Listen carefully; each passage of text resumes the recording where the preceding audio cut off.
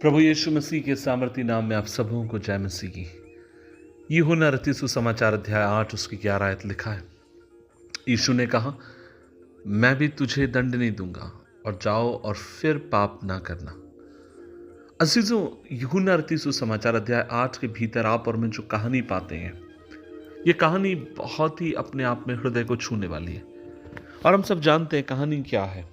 कहानी एक ऐसी स्त्री की जो व्यभिचार में पकड़ी गई और उसे प्रभु यीशु मसीह के पास लेकर आया गया और कहा गया कि मूसा की व्यवस्था कहती है यदि कोई महिला व्यभिचार में अगर पकड़ी जाए तो उसे पत्थरवा करके मार डालने की आवश्यकता है। और आप और मैं यहां देखते हैं कि प्रभु यीशु मसीह अद्भुत तरीके से उस महिला का बचाव करते हैं। हम सब इस बात को जानते हैं। कई बार जब मैं इस अध्याय को पढ़ता हूं तो मैं ये भी पाता हूं कि वहां एक पुरुष भी था।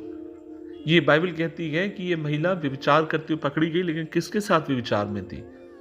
निश्चय वहां पर एक पुरुष था, लेकिन वो कहां गया, कहां भागा, कोई उसके बारे में चिंता नहीं कर रहा। लेकिन यहां पर एक कमजोर सी महिला पकड़ ली गई और हर व्यक्ति उसे मरवाना चाहता और कहते हैं कि इसने इस तरीके से पाप किया और उसके ऊपर आरोप लगा रहे। लेकिन आप और मैं देखते हैं प्रभु यीशु मसीह ने जो धार्मिक अगुए थे उनकी सोच और उनकी बाजी को पलट दिया। प्रभु यीशु मसीह ने कहा कि तुम में जो निष्पाप हो पहले उसे पत्थर मारे। और पत्थर फेंकने का अर्थ यह है कि वो व्यक्ति स्वयं को निष्पाप घोषित करेगा। कोई भी नेता ऐसा करने को तैयार नहीं था। कोई भी आत्मिक अगुआ या जितने लोग वहां थे, कोई भी पहला पत्थर फेंकने के लिए तैयार नहीं थे। और वहां पर मैं देखते हैं धीरे धीरे सभी लोग चले गए और तब यीशु ने कहा कि मैं भी तुझ पे दोष नहीं लगाता। अजीजों, जब हम प्रभु यीशु मसीह की जीवनी को देखते हैं, एक बात हम कहते हैं और वो ये कि हमारा उद्धार करता आपसे मुझसे प्यार करता है।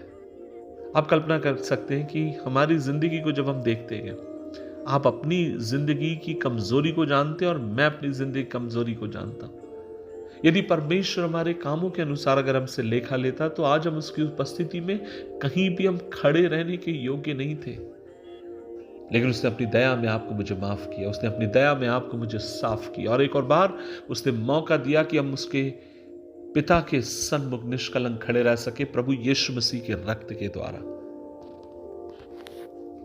संसार हमें निंदा करता है, संसार हम पर दोष लगाता है। अन्य धर्म ग्रंथों में तो यह तक लिखा है कि जो पाप करे वो मारा जाए, और ये बात सच है। और बाइबल पुराना नियम भी इस बात के बारे में कहता है। लेकिन प्रभु यीशु मसीह का वचन आपसे मुझसे क्या कहता है? प्रभु का वचन कहता है कि सब ने पाप किया और परमेश्वर की महिमा से रहित हो गए, लेकिन हमारे प्रभु यीशु मसीह में अनंत जीवन दान के रूप में दिया गया है।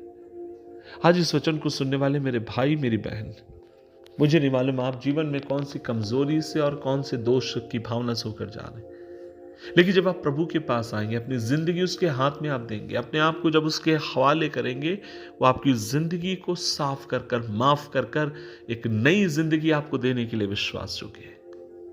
हमें उसकी उपस्थिति में आने की जरूरत और कहने की जरूरत है, प्रभु मैं पापी हूं, तू मुझे माफ कर। अपने हर दिन की गलतियों को प्रभु की उपस्थिति में लाना है।